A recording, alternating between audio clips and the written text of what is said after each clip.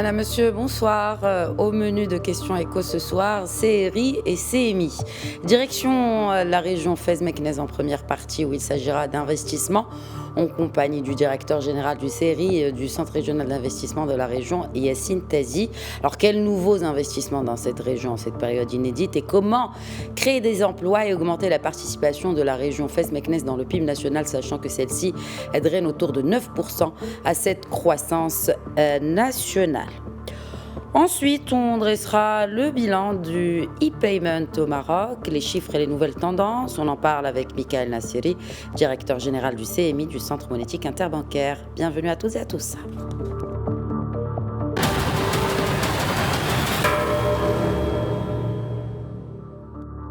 Et j'ai à présent le plaisir d'accueillir depuis Fès Yassine Tazi, directeur général du Centre régional d'investissement Fès-Meknès. Bonsoir Yassine Tazi.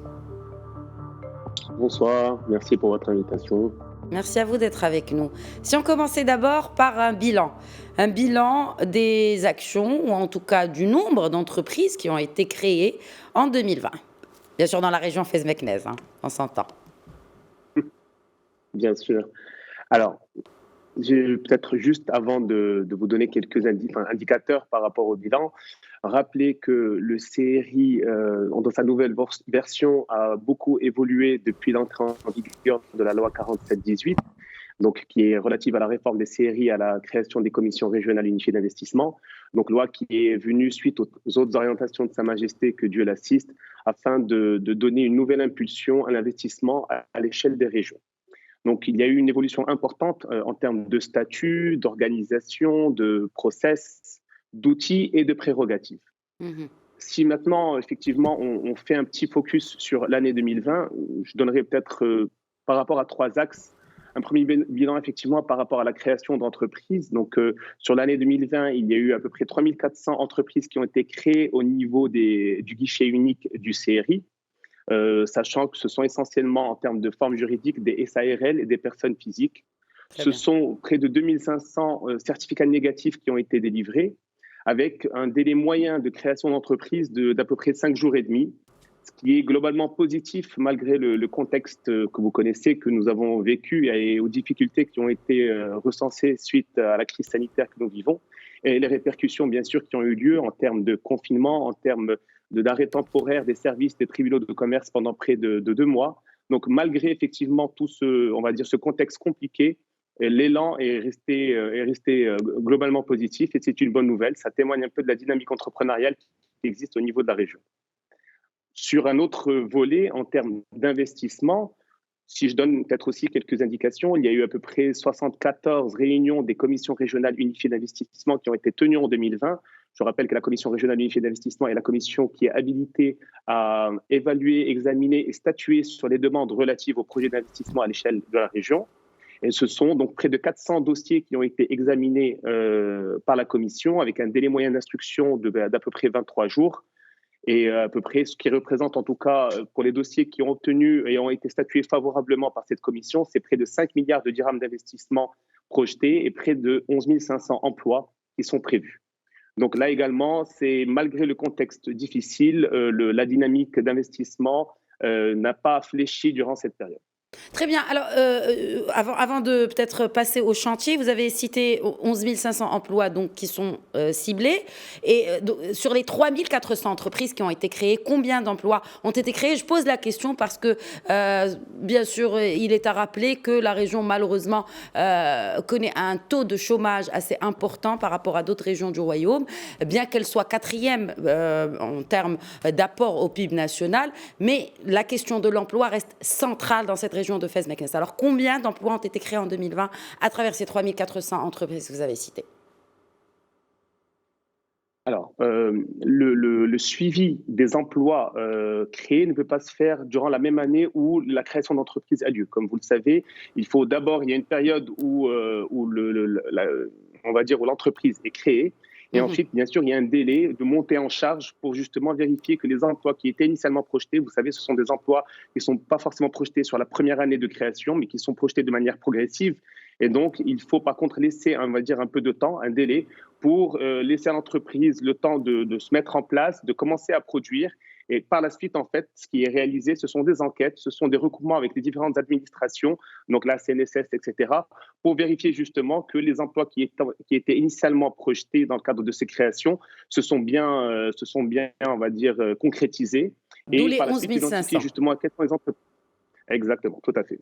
Très bien. Alors, puisqu'on parle d'avenir, quels sont les chantiers actuels sur lesquels vous travaillez, en l'occurrence pour créer plus d'entreprises et puis on parlera bien évidemment après des secteurs qui sont existants, bien sûr, naturellement. Il y a l'agriculture, le tourisme, les services, mais est-ce qu'on tend à chercher d'autres investissements dans d'autres filières? Parlons d'abord, si vous le permettez, n'est-ce pas, des chantiers en cours? Très bien. Alors, je pense que comme vous le savez, la région Fès-Meknès est l'une des premières régions à avoir concrétisé son plan de développement régional qui, justement, est donc dans le cadre de ce contrat État-région. Ce sont 97 projets qui sont programmés pour un investissement global de 11,2 milliards de dirhams. Alors, ces projets qui s'inscrivent dans le cadre du plan de développement régional ont pour objectif justement d'améliorer un certain nombre d'aspects, que ce soit en termes d'infrastructure, que ce soit en termes de qualité, de qualification de ressources humaines, etc. Donc, il y a plusieurs chantiers qui ont été identifiés sur différents secteurs pour justement permettre le développement qui est prévu justement et qui s'inscrit dans le cadre de cette vision-là et dans le cadre du SRAT, qui est donc le document qui fixe la vision sur un horizon moyen-long terme du développement de la région. Mhm. Alors, vous l'avez évoqué, Madame Hirsen, il y a des secteurs, on va dire, qui sont classiques, traditionnels au niveau de la région Fès-Meknès. Vous l'avez rappelé tout à l'heure, la région contribue est le quatrième contributeur à la richesse nationale, avec près de 9,5% en termes de PIB.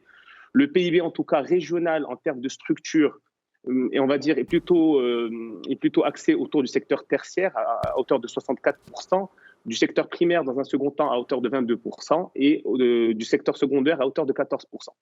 Donc, il y a des secteurs qui sont traditionnels et qui font un peu la force de la région.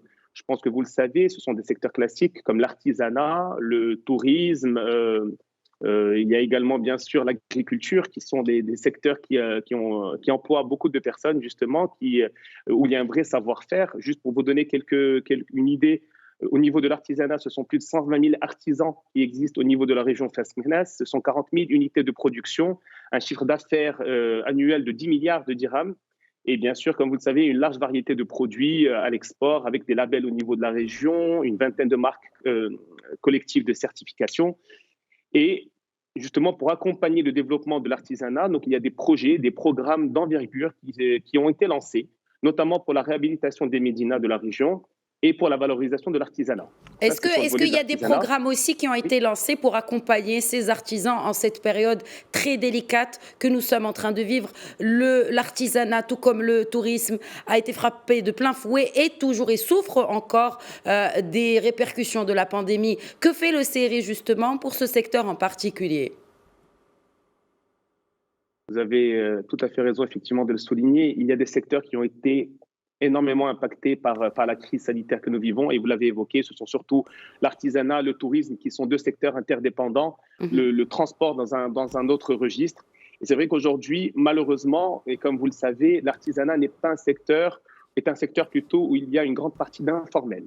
Et donc, ce sont on va dire, une catégorie qui n'a pas été éligible, en tout cas, à une grande partie des programmes d'accompagnement des opérateurs qui ont été accompagnés durant cette phase de crise sanitaire. Mhm. Et donc, au niveau de la région Fès-Meknès, nous avons réfléchi et nous avons, en tout cas, dans un premier temps, organisé des rencontres avec les opérateurs des secteurs les plus impactés pour voir quelles étaient leurs difficultés et voir comment, à l'échelle de la région, nous pouvions intervenir pour les accompagner dans le cadre de la relance de leurs activités, dans un premier temps.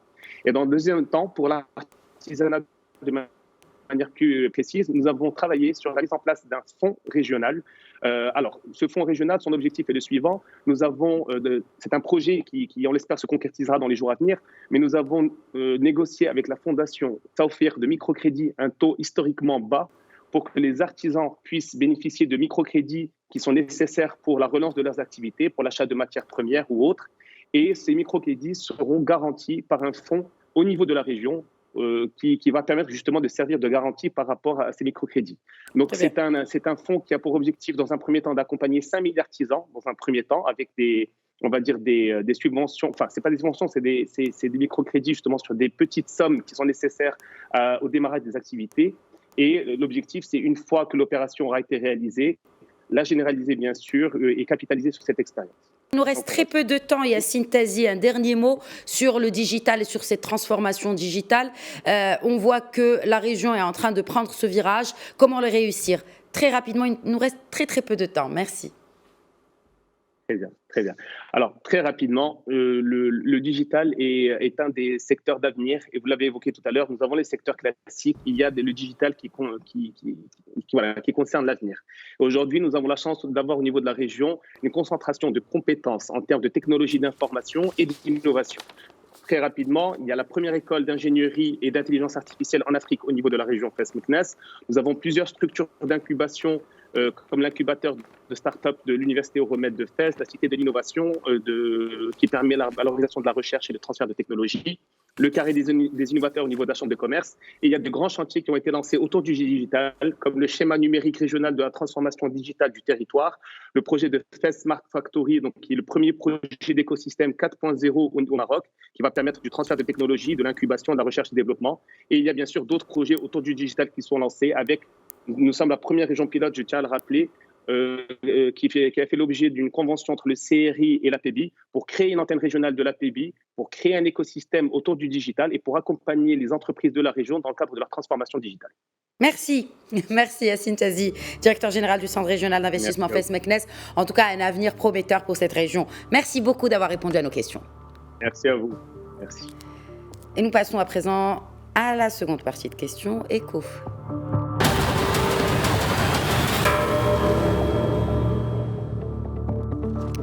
Et on parle digital, on parle plutôt de monnaie digitale ou de e-payment. Depuis Casablanca, j'ai le plaisir d'accueillir Michael Nassiri, directeur général du Centre monétique interbancaire. Bonsoir Michael Nassiri. Bonsoir. Donc, nouveauté, le paiement sans contact passe à le seuil des 600 dirhams. Si on devait peut-être rappeler quelques chiffres relatifs au paiement sans contact, qui a bien sûr connu un boom, on le sait, dans le sillage un peu de cette pandémie et des mesures barrières, et ce qui fait que c'est une tendance qui s'est développée nettement en 2020 au Maroc. Parlez-nous des principaux chiffres et tendances, justement. Tout à fait. Donc, comme vous l'avez dit, la pandémie a été un catalyseur, un accélérateur de l'adoption et de l'usage de ce mode de paiement, donc qui a été lancé fin 2016. Depuis la pandémie, bien entendu, ce mode de paiement a été plébiscité à la fois par les porteurs de cartes et par les commerçants qui ne souhaitaient pas toucher soit le terminal de paiement ou manipuler du cash. Et on a enregistré une croissance assez significative. Aujourd'hui, une transaction sur 4 est réalisée en sans contact.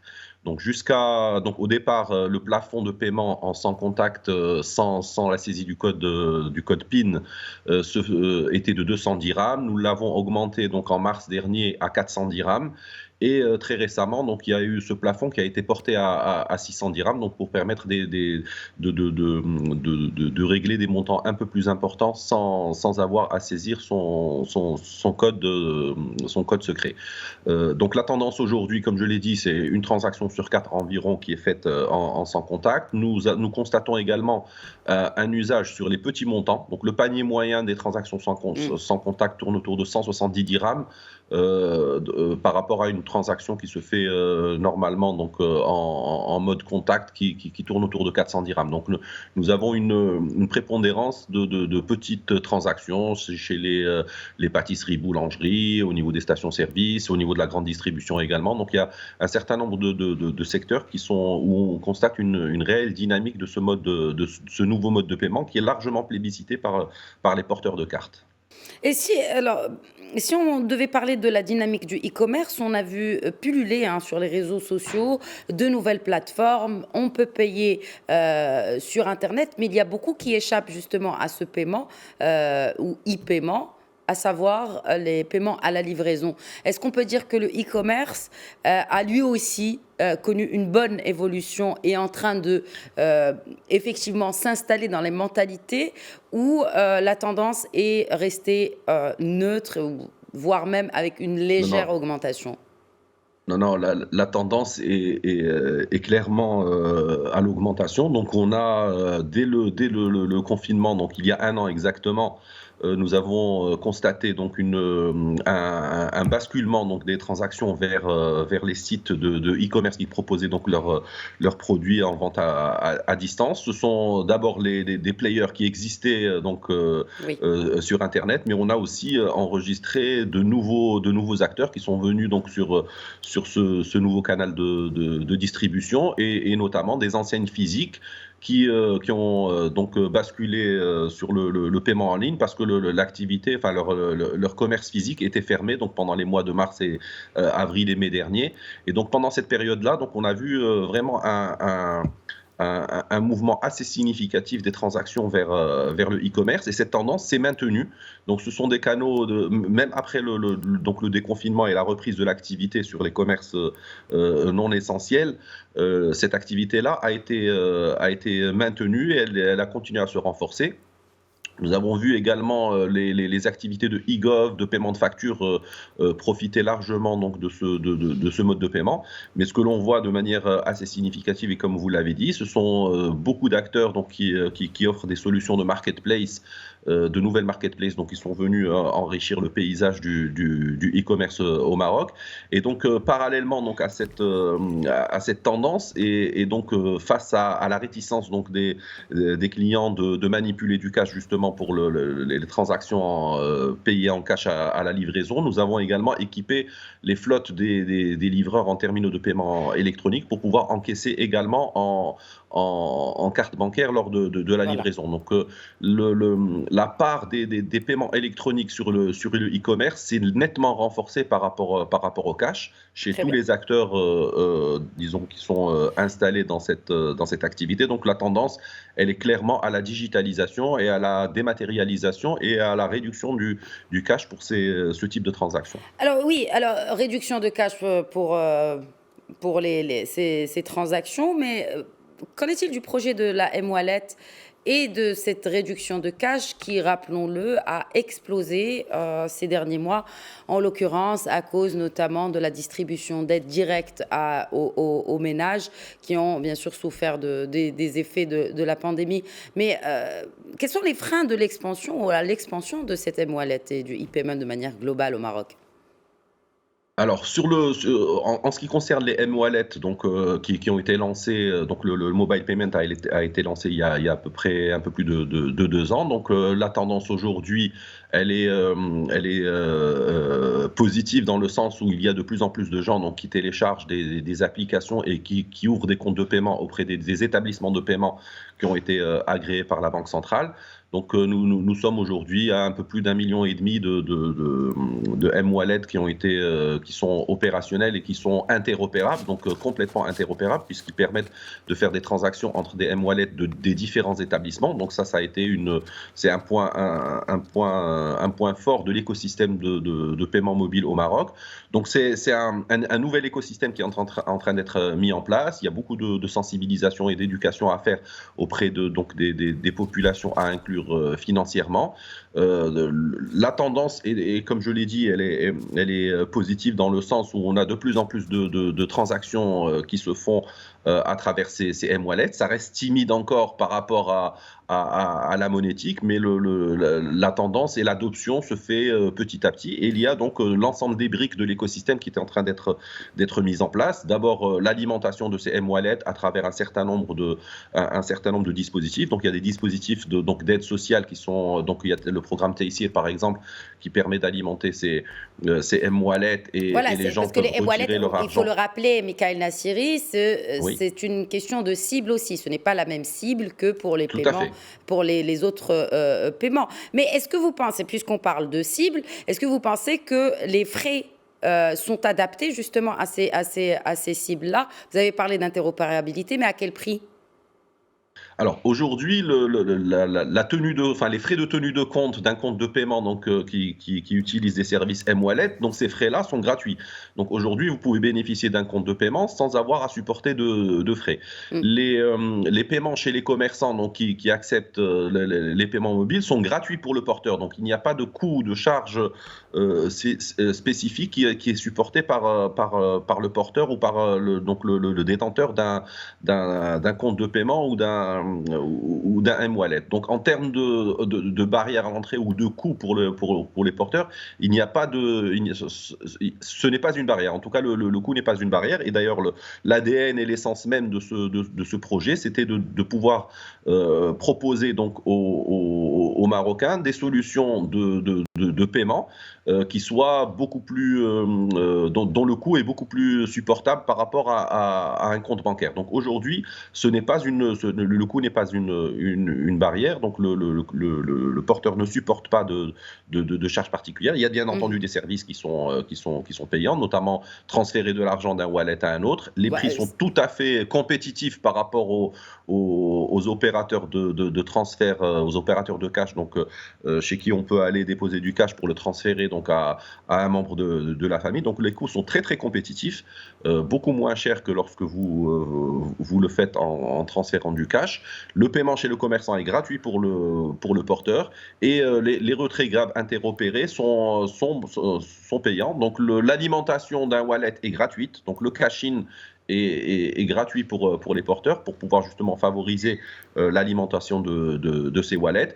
Et il y a effectivement des coûts pour pouvoir retirer son argent, l'objectif étant de laisser cet argent dans l'écosystème et pouvoir justement circuler d'un porteur de wallet vers un commerçant qui va aller lui aussi payer donc un livreur qui lui a livré le lait ou les boissons, etc. Et donc de créer justement cet écosystème vertueux pour que l'argent électronique puisse circuler de manière sans friction, Est-ce qu'on a pensé à des pour solutions les justement? différents acteurs. Les différents acteurs, il y a les commerces de proximité qui drainent en tout cas, la Tout à part fait. du lion de Le la plus gros, hein. consommation. Ah bah bien sûr. Tout Est-ce à qu'on fait. a pensé à des solutions innovantes pour ces commerces de proximité, ces épiceries qui Tout font à fait, que... tout à fait, tout à Oui, fait. L'épicier ou le commerçant de proximité est un maillon essentiel dans la réussite et dans la pérennisation de cet écosystème de paiement mobile. Donc les commerçants sont bien entendu des acceptants de paiement, donc ils sont dotés soit de terminaux Android nouvelle génération qui permettent d'accepter ces paiements-là, soit ils ont des QR codes statiques qui sont apposés à côté de la caisse et que l'on peut scanner pour pouvoir payer. Et on voit aussi donc des solutions très intelligentes pour les commerçants et même pour le petit commerçant, pour qu'il puisse faire du click and collect, pour qu'il puisse aussi proposer de la vente à distance, pour qu'il puisse être payé à distance, que ce soit avec un M-Wallet ou avec une carte bancaire. Donc il y a des solutions aujourd'hui de caisses intelligentes sous Android qui permettent justement d'apporter cette innovation et accompagner ces nouveaux modes de distribution, parce qu'on assiste vraiment à une transformation assez importante des modes d'achat et de distribution qui sont en train de bien prendre notamment au niveau des grandes villes au Maroc. Et on voit donc ces solutions. On voit aussi des acteurs marocains, des startups qui proposent des solutions très innovantes, de caisses intelligentes, qui sont connectées aussi à Internet et qui permettent d'exposer les produits pour les clients, qui peuvent acheter à distance, même en appelant par téléphone et pouvoir se déplacer pour récupérer leurs produits. On a vu également donc des solutions qui ont été déployées, des solutions d'acceptation chez les commerçants, mais également chez les industriels et les distributeurs de produits de grande consommation qui sont en train aussi de s'équiper pour que le commerçant les règle également avec son M-Wallet ou avec une carte bancaire. Donc il y a tout cet écosystème et tous ces acteurs ça de fasse l'écosystème qui sont en train top-bottom peut-être s'équiper. pour que ce soit vulgarisé auprès même de ces commerces de proximité. ces commerçants. Alors, il y a des campagnes de communication et de sensibilisation qui sont en cours d'être déployées et qui s'adressent justement à cette catégorie d'acteurs. Il y a aussi le ministère de l'Éducation nationale à travers le programme Taysir qui également qui concerne d'un côté les bénéficiaires de ces aides qui vont aller payer chez les commerçants de proximité. Donc en fait, c'est tout l'écosystème qui est en train de bouger et de s'adapter à cette nouvelle donne. Et voilà, on ne parle pas aujourd'hui de frein. Il y a bien entendu une construction à faire brique par brique. Et Inch'Allah, donc on atteindra, en tout cas, on pourra, disons, convaincre l'ensemble des acteurs de cet écosystème pour pouvoir pérenniser et assurer l'adoption et l'usage permanent de ces outils-là. Très bien, merci beaucoup Michael Nasseri, directeur général du Centre monétaire interbancaire, d'avoir répondu à la question. Merci. Merci. Voilà, c'est la fin de Questions Éco. Je vous souhaite à toutes et à tous une très bonne soirée et un excellent week-end.